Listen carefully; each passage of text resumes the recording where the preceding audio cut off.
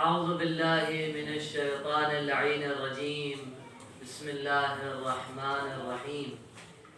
الحمد لله على ما أنعم وله الشكر على ما ألهم والثناء بما قدم من عموم نعم ابتدأها وسبوغ آلاء أسداها وتمام منن والاها.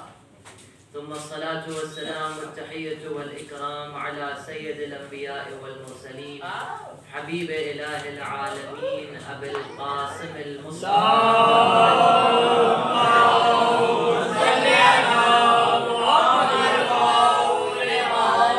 وعلى أهل بيته الطيبين الطاهرين المعصومين المظلومين الهداة المهديين، ولعنة الله على أعدائهم غاصبي حقوقهم منكري فضائلهم كاسري ضلعهم أجمعين من الآن إلى يوم الدين. أما بعد فقد قال رسول الله صلى الله عليه وآله: فاطمة بضعة مني فمن أغبضها أغبضني. ایک صلوات پڑھ دو.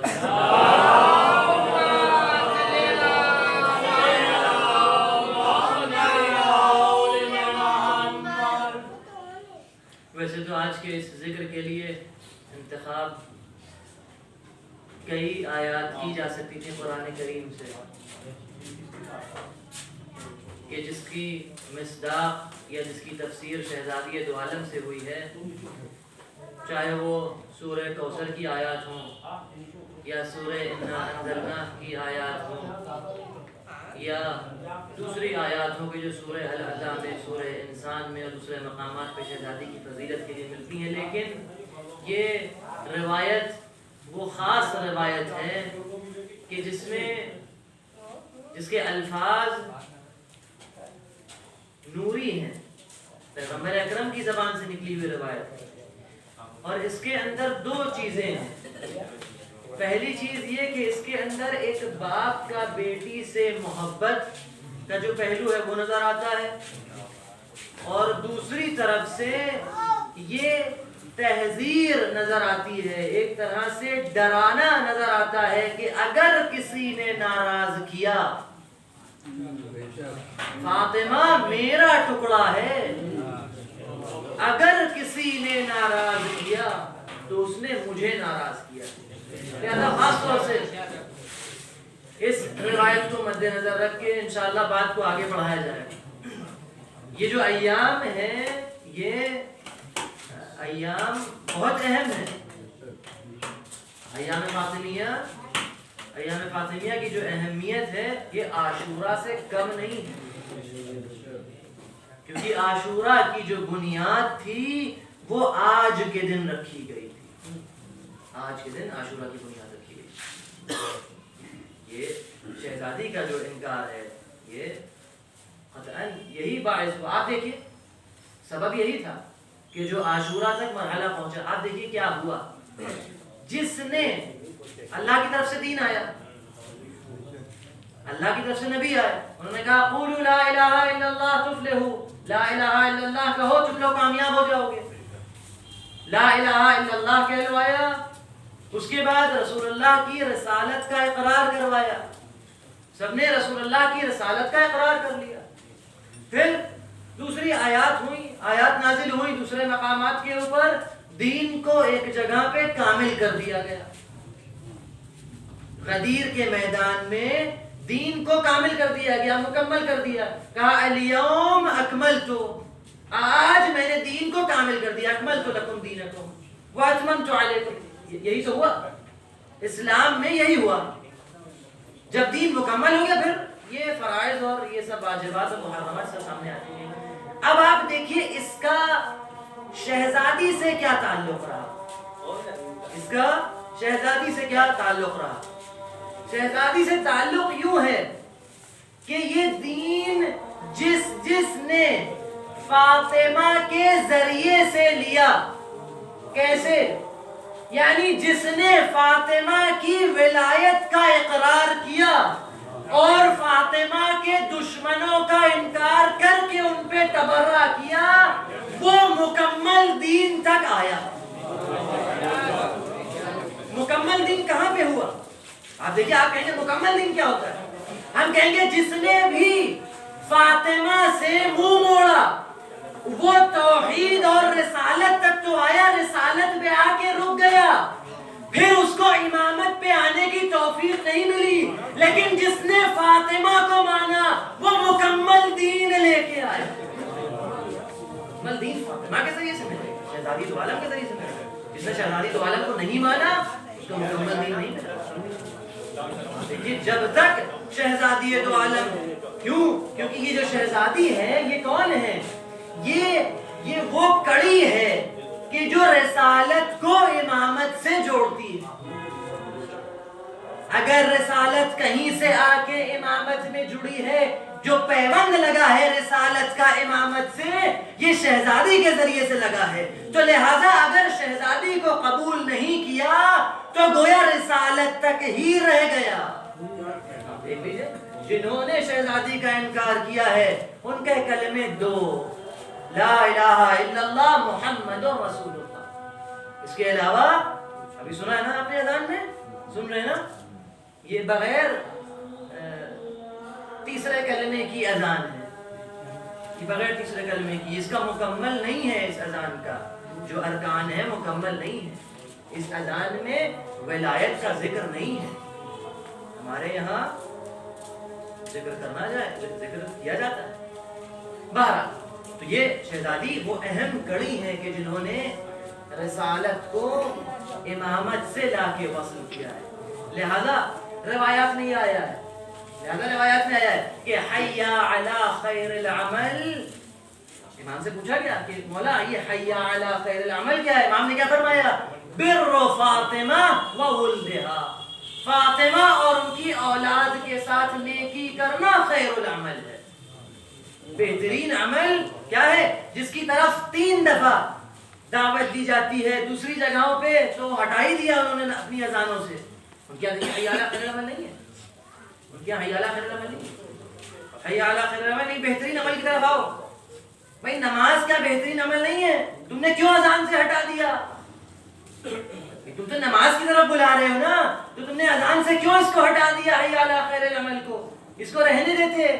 اس کا مطلب یہ ہے کہ ان کو بھی پتا تھا کہ حی علی خیر العمل یہ بہترین عمل ہے تو اذان میں، لیکن نماز مراد نہیں ہے بلکہ فاطمہ کی ولایت مراد ہے۔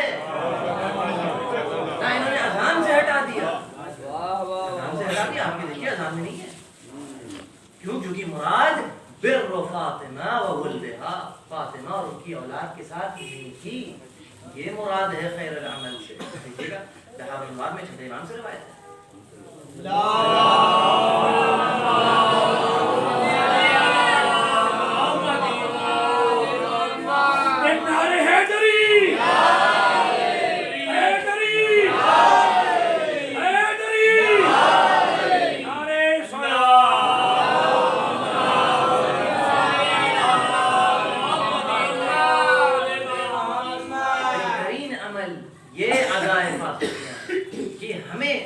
ہمیں پہچاننا ہے، یہ ہمیں بتانا ہے کہ اب ہم نیکی کیسے کریں۔ خیر العمل کی طرف دعوت تو دی جا رہی ہے کہ حی علی خیر العمل، بہترین عمل کی طرف آؤ، بہترین عمل کی طرف آؤ۔ فرمایا بہترین عمل شہزادی کے ساتھ نیکی ہے، تو اب ہمیں پہچاننا پڑے گا کہ یہ نیکی ہے کیا، یہ نیکی کیسے کریں۔ نیکیاں ہمیں کرنا ہے، اب نیکیاں ہمیں کرنا ہے۔ اب یہ انسان کا خود کا اپنا ذوق ہے کہ کچھ لوگ فاطمہ کے دشمن کو گلے لگا کے سوچیں کہ یہ فاطمہ کے ساتھ نیکی ہے، گلے لگا لیں کہ بھائی دیکھیے بتا رہے ہیں، پوری تفسیر دیر پیش کر رہے ہیں جی، تو کچھ کا ذوق اس طرح سے ہے کہ شہزادی کے ساتھ نیکی کرے تو ایسے کرے کہ ان کے دشمن کو گلے لگا لیں۔ بھائی یہ تو تقاضا نہیں ہے نیکی کا، اگر نیکی کرنا ہے تو تقاضا یہ ہے کہ شہزادی کو مانتے ہوئے ان کے دشمن پہ تبرہ کرو، یہ تقاضا ہے، یہ تقاضا ہے نیکی کا، تب تو مانا جائے گا ورنہ نہیں مانا جائے گا۔ شہزادی کی ذات کو اس طرح سے ماننا ہے، اس طرح سے ماننا ہے۔ آپ دیکھیے کہ بہت عجیب واقعہ ہے کہ بہت بزرگ اہل سنت عالم دین تھا ابن ابی الحدید معتزلی، کس نے کتاب لکھی ہے شرح نہج البلاغہ، معتزلی، یعنی وہ اہل سنت میں ایک فرقہ ہے معتزلہ، تو اس فرقے سے تعلق رکھنے والا یہ شخص تھا. اس نے اپنی کتاب میں کیا لکھا؟ اس نے اپنی کتاب میں لکھا کہ میں نے فلاں عالم دین سے عراق میں سوال کیا.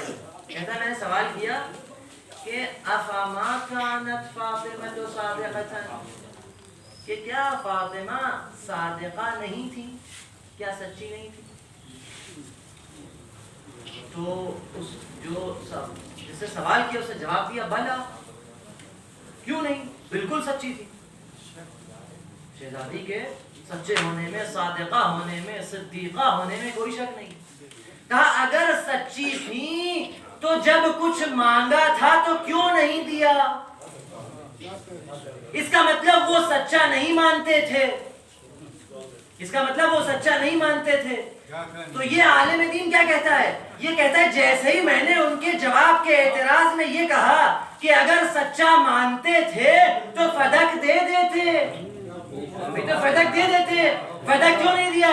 تو وہ مسکرایا، وہ مسکرایا. اور اس نے کیا جواب دیا؟ اس نے پلٹ کے یہ جواب دیا، کہا اگر اس وقت ان کو سچا مان کے فدق دے دیا جاتا تو کل اپنے شوہر کی خلافت کو لے کے چلی آتی، کل اپنے شوہر کی خلافت کو لے آتی، پھر خلافت بھی دینا پڑتی، اور خلافت دینا نہیں تھی، خلافت دینا نہیں تھی. لہذا کیا؟ لہذا جھٹلایا گیا، لہذا جھٹلایا گیا. اب جو سوال کرنے والا ہے اور جو جواب دینے والا ہے یہ آپس میں طے کرے کہ صدیق کون ہے اور صدیقہ کون ہے. بھائی ایک جھٹلا رہا ہے، ایک جھٹلایا جا رہا ہے. دو لوگ ہیں آمنے سامنے، ایک جھٹلا رہا ہے، ایک جھٹلایا جا رہا ہے. ایک کو صدیق کہہ رہے ہو، دوسرے کو صدیقہ کہہ رہے ہو. یہ تو نہیں ہو سکتا بھائی، یہ تو نہیں ہو سکتا.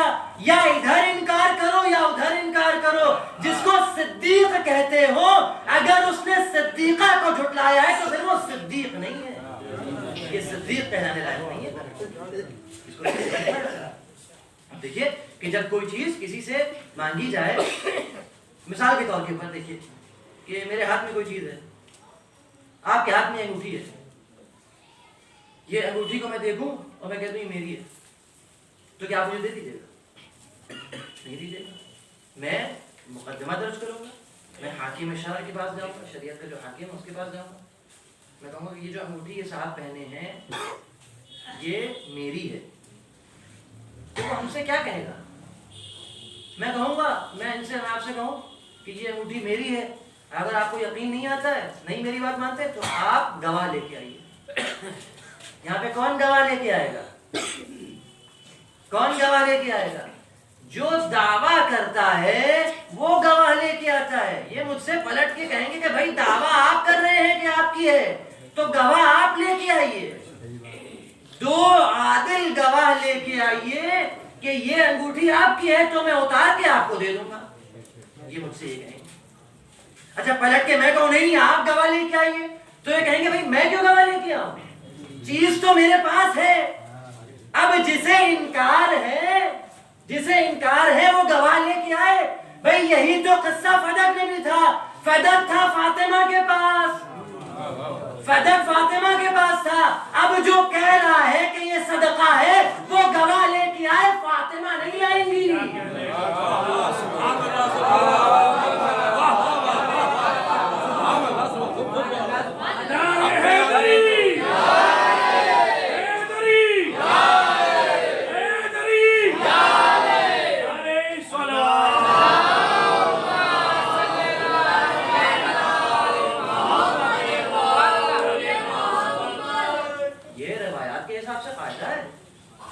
البینۃ علی المدعی، گواہ وہ لائے گا جو ادعا کرے.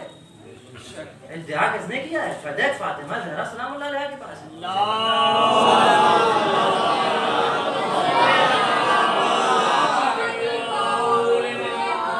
شہزادی کے پاس فدق ہے. لہذا اب جو دعویٰ کر رہا ہے وہ گواہ لائے گا، نہ یہ کہ قبضہ کر کے کہے کہ آپ گواہ لائیے.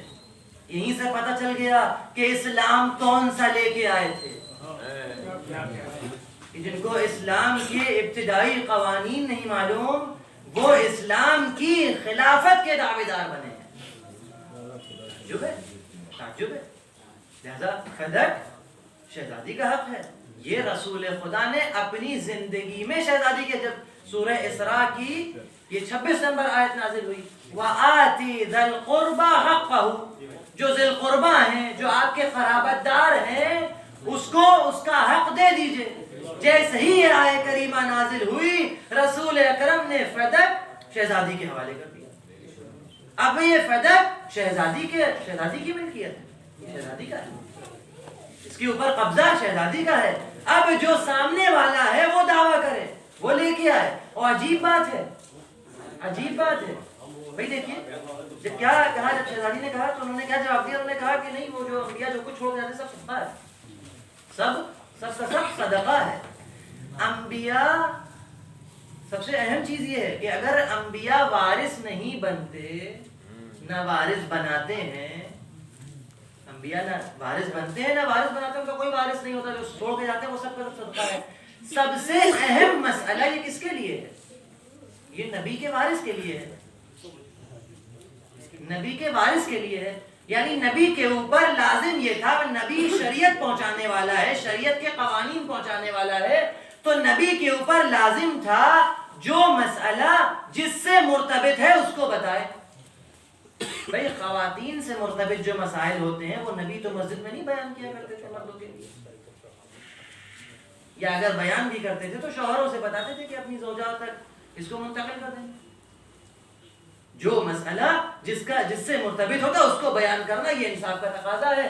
اگر انبیاء وارث نہیں بناتے تو انبیاء کو یہ چاہیے تھا، نبی کو یہ چاہیے تھا کہ یہ والی حدیث شہزادی کو سناتے، کیونکہ بعد میں وارث بننے کا دعویٰ یہ کرتی. یا نبی اپنی یہ حدیث اپنے داماد کو سناتے. آخر یہ سسر کو کیوں سنائی؟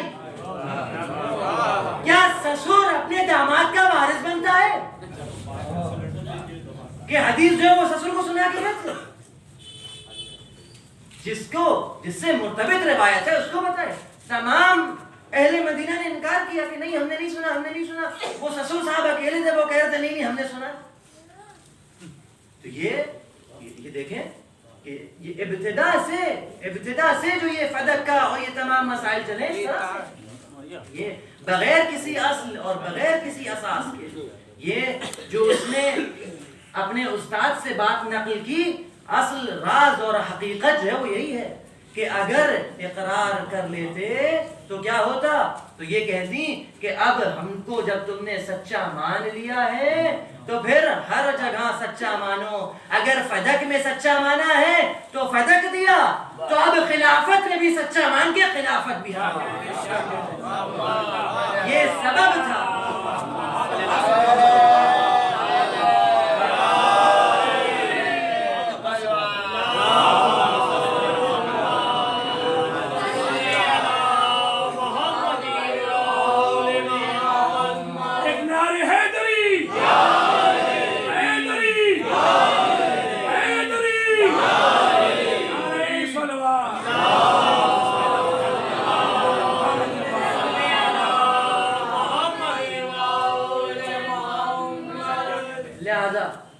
لہذا ساتویں امام کے دور میں جب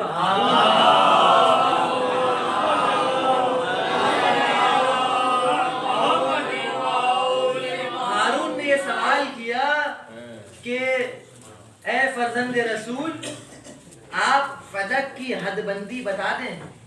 توجہ کیجئے گا کہ آپ فدق کی حد بندی بتا دیجئے کہ اس کی حدود کہاں سے کہاں تک تھیں، تو میں آپ کو وہ فدق لوٹا دوں گا.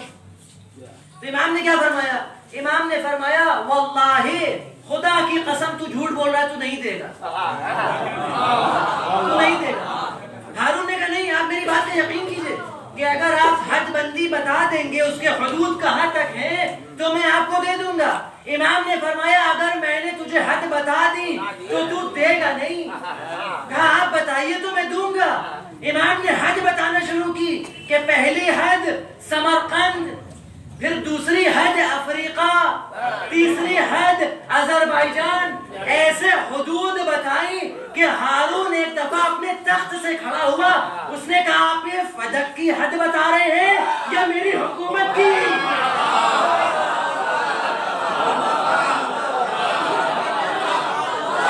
بھائی یہ فدق کی حد نہیں ہے، یہ تو میری حکومت کی حد ہے. تو یہاں ساتویں امام نے سمجھایا مسئلہ فدق کا نہیں تھا، مسئلہ حکومت کا تھا، مسئلہ خلافت کا تھا. خلافت کا مسئلہ ہے. ورنہ شہزادی ایک فدق کے لیے کیوں جاتی؟ شہزادی فدق کے لیے کیوں جاتی؟ آپ دیکھیے یہ مسلمانوں کو بتانے گئی ہیں شہزادی. شہزادی دو عالم مسلمانوں کو بتانے کے لیے گئی ہیں، مسلمانوں کی آنکھوں کے سامنے سے پردہ ہٹانے کے لیے گئی ہیں کہ دیکھو تم نے جنہیں رسول کی جگہ پہ بٹھایا ہے، یہ رسول کی بیٹی کا جب حق کھا جاتے ہیں تو تمہیں تمہارے حق کیسے دیں گے؟ بھائی جو رسول کی بیٹی کا حق کھا لے وہ عام مسلمان کو اس کا کیا حق دے گا؟ یہ کیسے حق دے گا؟ شہزادی اس پردے کو آنکھوں سے ہٹانے گئی تھی کہ دیکھو اصل مسئلہ یہ ہے، مجھے باغ نہیں چاہیے، باغ نہیں چاہیے. تم دیکھو کہ مسئلہ کیا ہے. کہتے ہیں کہ اگر واقعاً حق تھا تو مولا آ کے لے لیتے ہیں. امیر المومنین علیہ الصلوۃ والسلام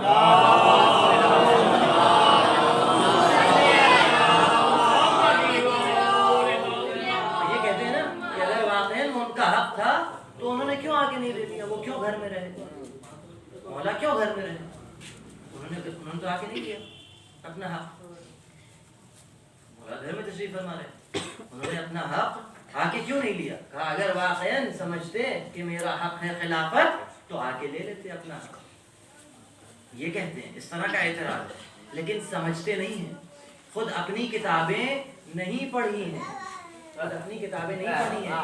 کتاب دیکھیے، کتاب کا نام ہے اسد الغابہ فی معرفت الصحابہ، اہل سنت کی کتاب ہے.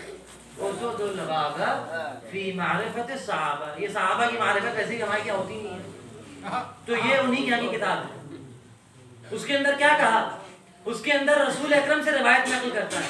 کیا کہتا ہے؟ کہتا ہے قال رسول اللہ، رسول اکرم نے فرمایا ہے کہ مثل علی کمثل الکعبہ، علی کی مثال کعبے کی طرح ہے. یا علی، بلکہ رسول اکرم نے مولا کو خطاب کر کے فرمایا، کہا یا علی مثلک کمثل الکعبہ، آپ کی مثال کعبے کی طرح ہے. تؤتی ولا تأتی، آپ کے پاس آیا جاتا ہے، آپ کہیں نہیں جاتے. جس طرح سے کعبہ ہے، اگر مسلمان کے اوپر حج واجب ہو جائے تو کیا کعبہ آئے گا ہمارے ارد گرد چکر لگانے؟ نہیں آئے گا. آپ حضرات سے گزارش ہے آپ تشریف آگے لے آئے.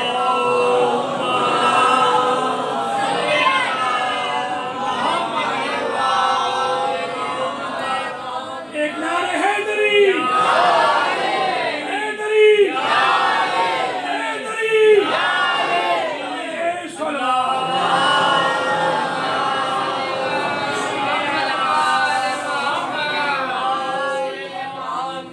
یا علی مثلک کمثل الکعبہ، آپ کی مثال کعبے کی طرح ہے. تؤتی، آپ کے پاس آیا جاتا ہے، ولا تأتی، آپ کہیں نہیں جاتے، آپ کہیں نہیں جاتے. جس طرح سے اگر ہمارے اوپر حج واجب ہو جائے تو ہمیں جانا پڑے گا، ہمیں جانا پڑے گا کعبے کے ارد گرد طواف کرنے. کعبہ ہمارے پاس نہیں آئے گا کہ لو ہمارا طواف کر لو، یہ نہیں ہوگا. اسی طرح سے رسول کے بعد تم پر بھی علی کی ولایت واجب تھی، تمہیں جانا تھا، علی نہیں آئیں گے، علی کو نہیں آنا ہے. اس بات کے منتظر نہ رہیے کہ اگر خلافت علی کا حق تھا تو کیوں نہیں آئے. علی کو آنا ہی نہیں تھا، تمہیں آنا تھا، تم کیوں نہیں آئے؟ تم کیوں نہیں آئے؟ آنا تو تم کو تھا، تمہیں جانا تھا، مولا نہیں آئیں گے. لہذا آپ بتائیے جب تیسری خلافت، جب تیسرا خلیفہ اپنے انجام تک پہنچ گیا تو کیا مولا نے کہا آپ مجھے دے دو جو آپ نے دے دی؟ نہیں، بلکہ آپ جب 3 دروں کی ٹھوکریں کھا چکے تھے تو خود در علی پہ آئے. جب خود آئے تو مولا نے اقرار کیا. لہذا یہ اشکال، یہ اعتراض اپنے اساس سے، اپنی جڑ سے غلط ہے کہ اگر مولا کا حق تھا تو وہ کیوں نہیں آ گئے؟ مولا کو آنا ہی نہیں تھا، آپ کو جانا ہے۔ آپ آئیے مولا کے دروازے پر، جس طرح سے آپ کعبے کے پاس جاتے ہیں طواف کرنے، ویسے ہی در علی پہ آئیے، طواف کیجئے، شاید اپنی ولایت آپ کو دے دیں، شاید دے دیں۔ یہ اساس سے یہ سوال غلط ہے۔ اچھا، اور یہی جواب، اس کا جواب خود شہزادی نے دے دیا، خود شہزادی نے دے دیا۔ جب شہزادی نے پورا خطبہ فدق، پورا خطبہ جب ارشاد فرما دیا تو آخر میں کیا کہا؟ آخر میں کیا فرمایا؟ اب آج اس مسئلے کو بات کو روک کے ایک بات اور عرض کرتے ہیں بھائی، آج کا جو زمانہ ہے، بات دیکھیے گا، ہم ہٹیں گے نہیں، وہیں پہ جانا ہے کہ شہزادی نے خطبہ فدق میں کیا کہا۔ آج کا جو زمانہ ہے یہ کیا ہے؟ جو بھی زمانہ ہے یہ کیا ہے؟ امام زمانے کے موجود ہیں،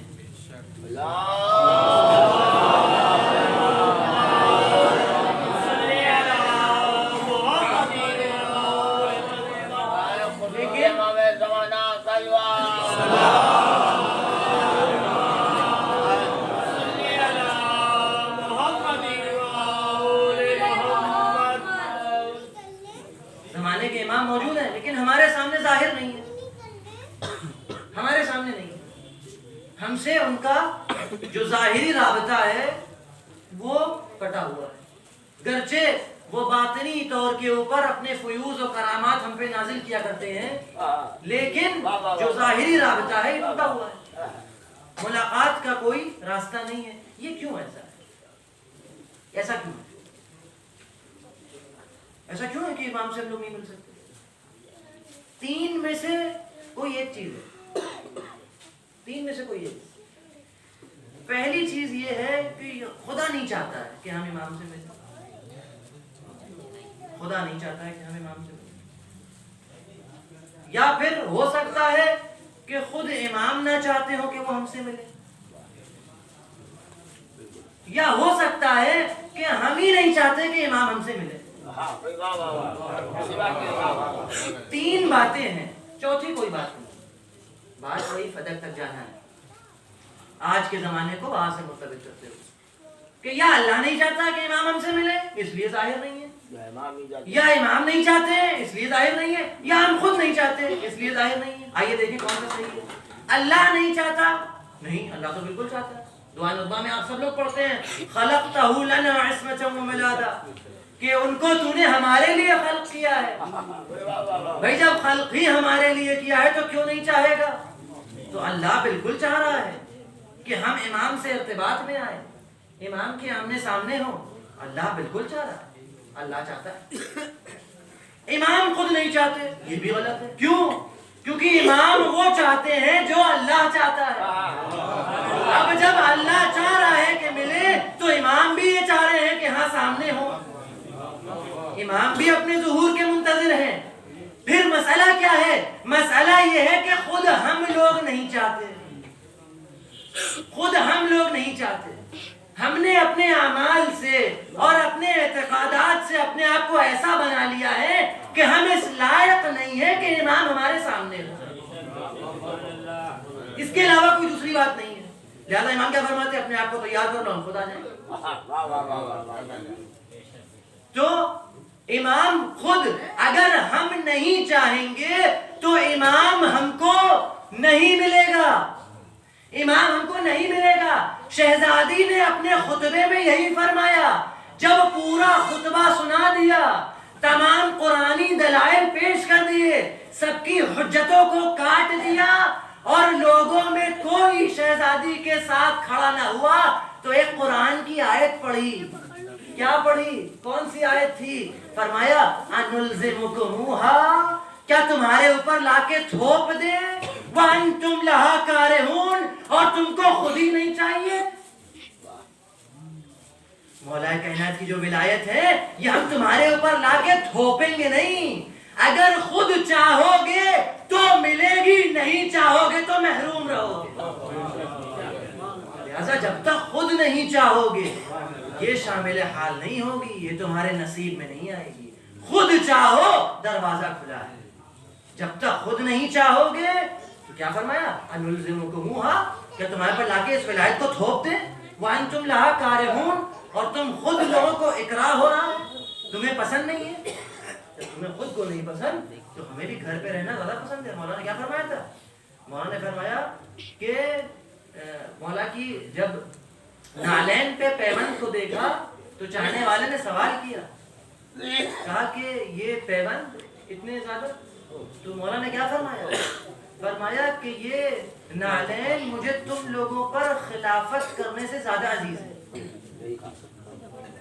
لہذا مولا اپنا حق لینے نہیں آ رہے تھے. مولا سے جو حق دیا ہے، مولا کو جو پروردگار عالم نے حق دیا ہے، وہ کوئی 3 فٹ کے ممبر کا حق نہیں ہے، وہ الہی حق ہے. وہ وہاں سے لے کے آئے ہیں، لوگوں نے نہیں دیا ہے. جو اللہ کی دی ہوئی چیز ہے اس کو لوگ نہیں لے سکتے، اس کو لوگ نہیں لے سکتے. لہذا یہ جو خلافت ہے اور ولایت ہے یہ اللہ کی دی ہوئی ہے. یہ تو مولا کے پاس ہے ہی، یہ لے گا کون؟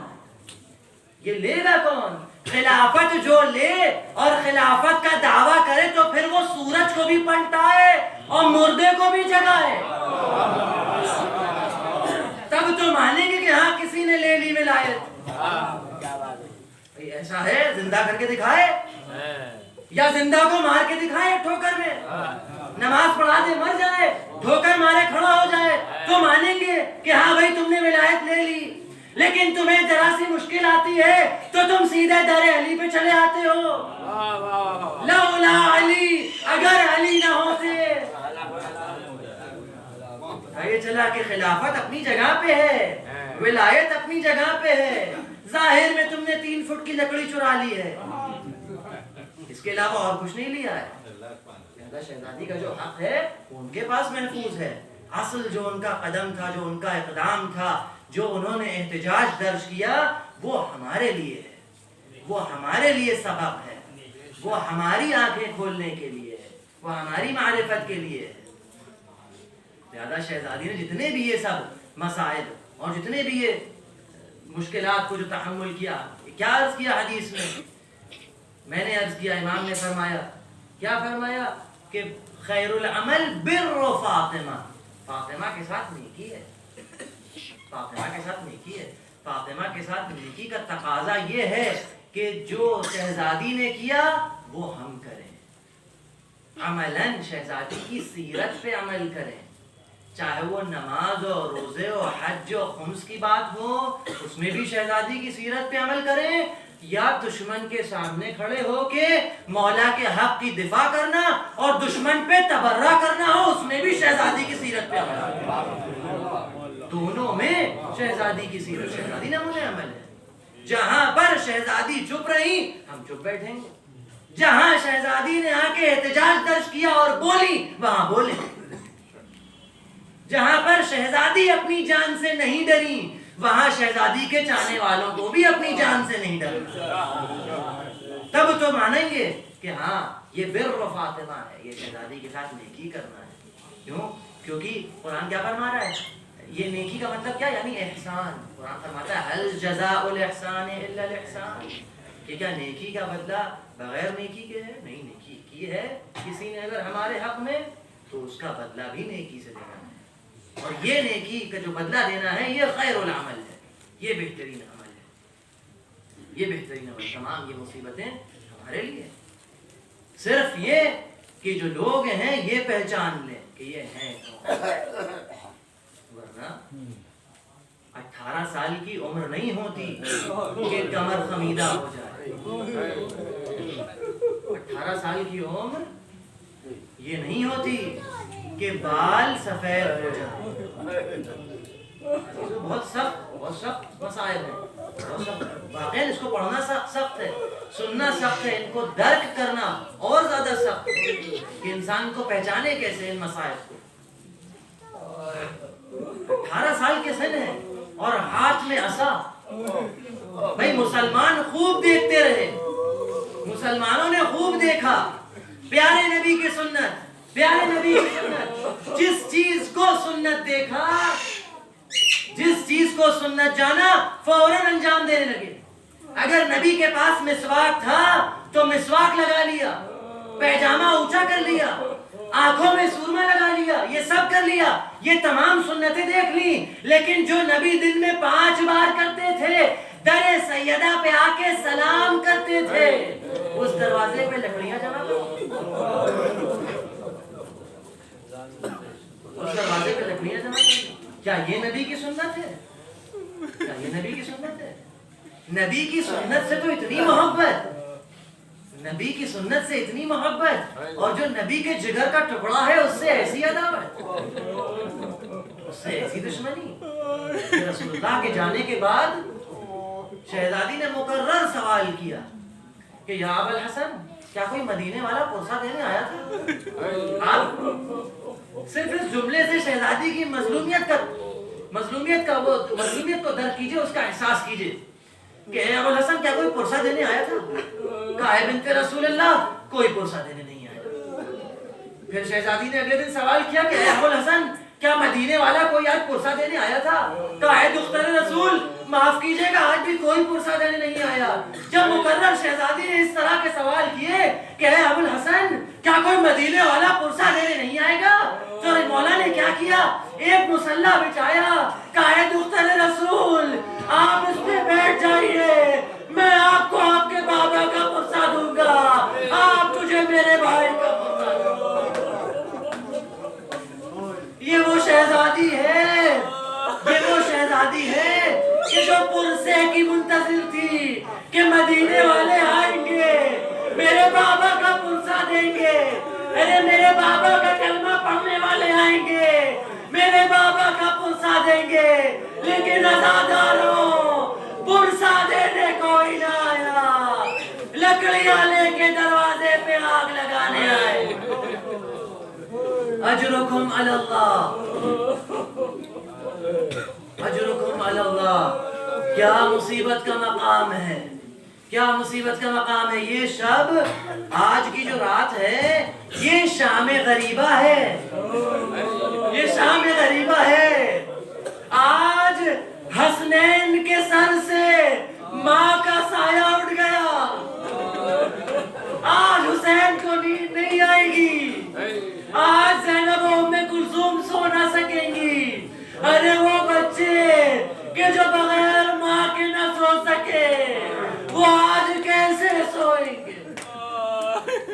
یہ شام غریبہ ہے، غربت کی شام ہے کہ آج بغیر ماں کے مولا سنبھالیں گے، ایک ایک کو بہلائیں گے، ایک ایک کو گلے لگا کے روئیں گے. اجرکم علی اللہ. عجیب مسائب ہیں، عجیب مسائب ہیں کہ سمجھ میں نہیں آتا کہ کون سی مصیبت کو ذکر کیا جائے اور کون سی مصیبت کو چھوڑ دیا جائے. کہ یہ جب دروازے کا واقعہ ہوا ہے، بھی دروازہ ہم لوگ سمجھتے ہیں کہ خالی دروازہ گرا دیا گیا، نہیں، دروازہ نہیں گرایا گیا. رسول اللہ کی ایک بیٹی تھی، بہت غور سے سنیے، بہت مختصر کر کے واقعہ بیان کر رہے ہیں، بہت مختصر واقعہ بیان کر رہے ہیں اور شاید نہ سنا ہو. رسول اللہ کی ایک منہ بولی بیٹی تھی، ان کا نام تھا زینب. جب رسول اکرم نے ہجرت فرمائی، مکے سے مدینے آئے، تو جب مدینے پہنچے تو ان کو خبر یہ ملی کہ زینب مکے سے، زینب کون ہے؟ رسول اکرم کی منہ بولی بیٹی ہیں. کہ جب وہ مکے سے مدینے کے لیے آ رہی تھیں، سفر کے حالت میں تھیں، تو حبار ابن اسود نام کے ایک شخص نے ان کے محمل پہ وار کیا، ان کی سواری پہ وار کیا تلوار سے. اور جب یہ وار ہوا، عزیزو اس بات کو درک کر جائیے گا کہ جب یہ وار ہوا تو زینب کو کچھ نہیں ہوا. زینب پیٹ سے تھی، حاملہ تھی، وہ اتنا شدید ڈری کہ ان کا بچہ گر گیا.